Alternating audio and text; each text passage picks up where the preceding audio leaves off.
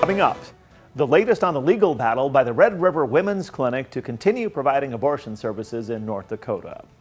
How some local fire crews are joining the fight against deadly opioid overdoses. And how one state agency is reportedly failing children in abusive situations. Hello and welcome to the Nightly Review. I'm Tom Tucker. We begin with a look at tonight's headlines, then a conversation about the latest efforts by Fargo Police aimed at improving safety and reducing traffic congestion in downtown Fargo at closing time. Can designated pickup areas for cab and rideshare drivers make a difference? A police lieutenant will talk about the new program. But first, a state court will hear arguments tomorrow on whether to issue a preliminary injunction that would block North Dakota's trigger law related to abortion. The law bans nearly all abortions and is scheduled to take effect August 26th. The Red River Women's Clinic and its medical director, Dr. Catherine Eggleston, argue the ban violates the state constitution. They're asking the court to block the law while litigation proceeds. The hearing is set for 9 o'clock in the morning at the Burleigh County District Court in Bismarck. Two people are in custody after a stabbing in South Fargo Wednesday night. Police say it happened in the 3400 block of 13th Avenue South. The victim was taken to an area hospital with unspecified injuries. We're told the pair accused in the stabbing ran from the scene but were caught by officers a short time later. The names of the people arrested have not yet been released. We are learning more about what caused a large police response at another location in South Fargo Wednesday night. Police tell us they responded to a report of an unresponsive woman in a home in the 2600 block of Pacific Drive South just after 6:30. Officers say the woman was dead when they found her. It's believed she died from an overdose, but a toxicology test is being performed to confirm the cause of death. Meanwhile, the fire departments in Fargo and West Fargo will participate in Narcan Leave Behind program sponsored by the Fargo Cass Public Health Agency. The program allows fire crews to distribute Narcan kits to individuals at risk of experiencing an opioid-related overdose. The kits will also be given to those who can help a person at risk of an overdose. The kits include 2 Narcan nasal spray devices with instructions and steps to be taken in the event of an opioid overdose. We now know the cause of a fire Wednesday morning at an apartment complex in Dilworth. The fire severely damaged one unit and left some people displaced. Investigators say the fire was sparked by burners on the stove, which were accidentally turned on by a dog, which jumped on top of the stove while trying to reach food that was cooking. One person was treated for smoke inhalation.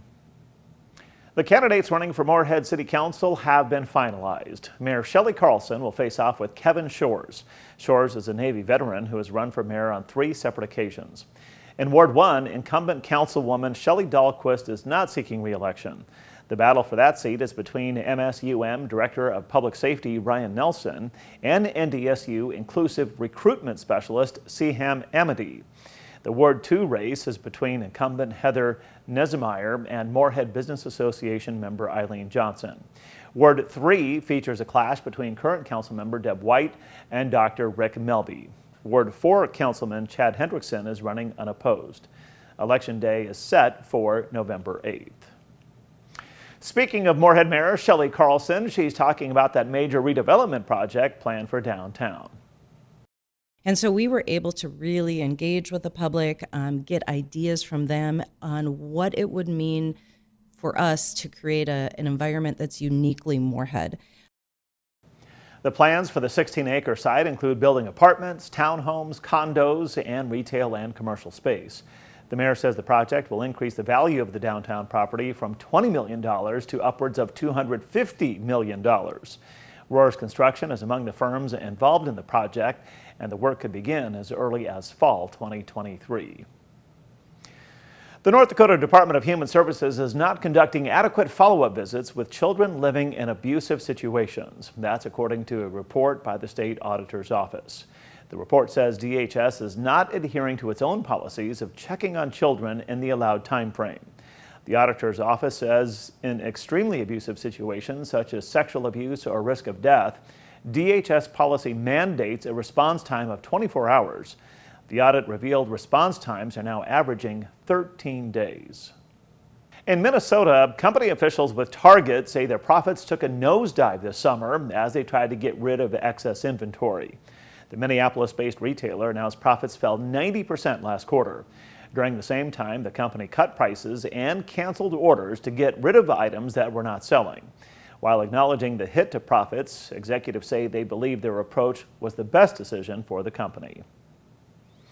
And Amy Grant fans will have to wait a little bit longer to see the singer-songwriter perform live. Her show, originally scheduled for next month at the Fargo Theater, has been moved to March 17, 2023.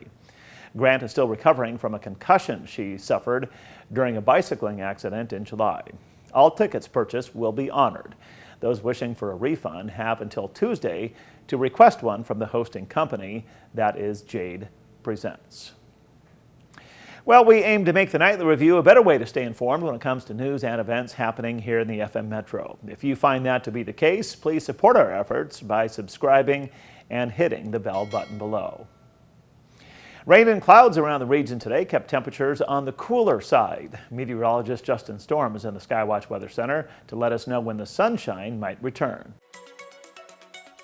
Thanks, Tom. As we head throughout this evening, we'll see a few dry hours, although there will be a few scattered showers and thunder showers across the area. Those will fill more into the overnight hours, becoming more widespread, and temperatures will drop into the lower 60s and upper 50s for low with a north-northwest wind 10 to 20 miles an hour, although it will be a bit breezier around some of those thunder showers, and we'll see that continuing into Friday with wind gusts as high as 40 miles an hour. Generally, the wind will be sustained around 15 to 30 out of the north-northeast, with scattered showers and thunder showers across the area. Temperatures stay in the upper 60s and lower 70s, but we'll bump into the upper 70s on Saturday. Still a slight chance for an isolated shower, although skies will be partly cloudy to partly sunny with lighter wind.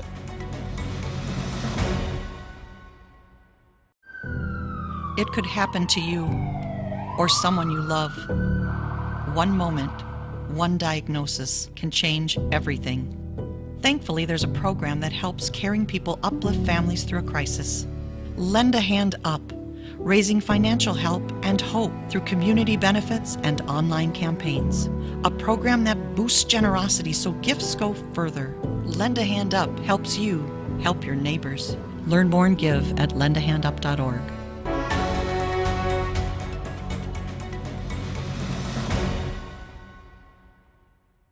Welcome back to the Nightly Review.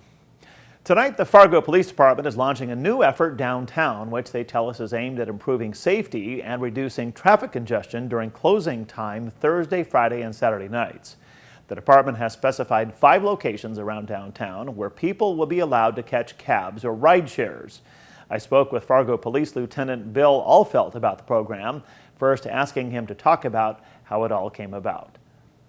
Yeah, so late last year, our agency put together a meeting with some of our downtown partners, including downtown businesses, talking about some of the congestion at bar close. And in our early morning hours, that congestion was making it hard for some of our rideshare companies to go to pick people up because there was also causing traffic congestion along with pedestrian congestion. There were also some crimes that were occurring and creating an unsafe environment. And as we delved into this a little bit more, we realized that there were some individuals with disabilities that were having trouble getting rideshare and getting picked up in the downtown area also. And so we came up with some of these pedestrian pickup loading zones that we're going to be implementing this Friday.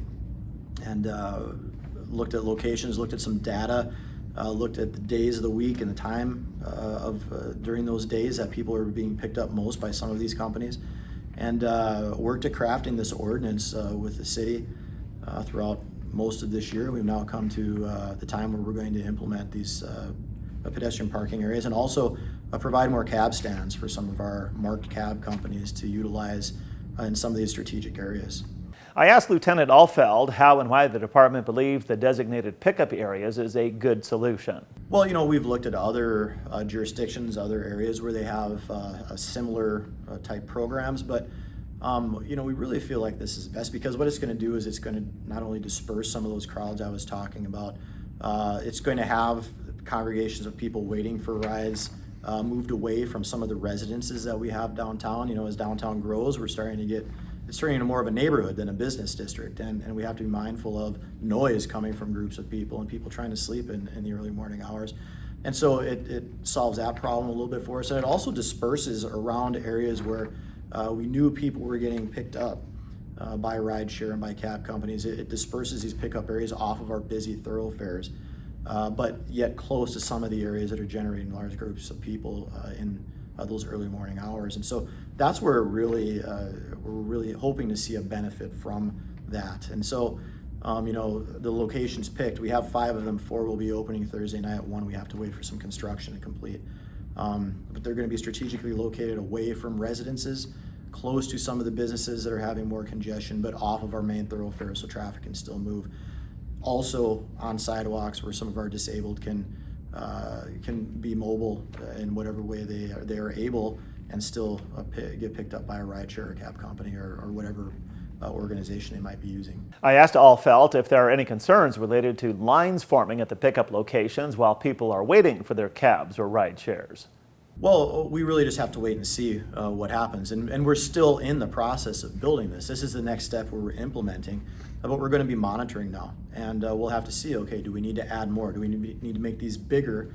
Or do we need to subtract? Are they not being used? Are people coming up with alternative methods to these pickup areas?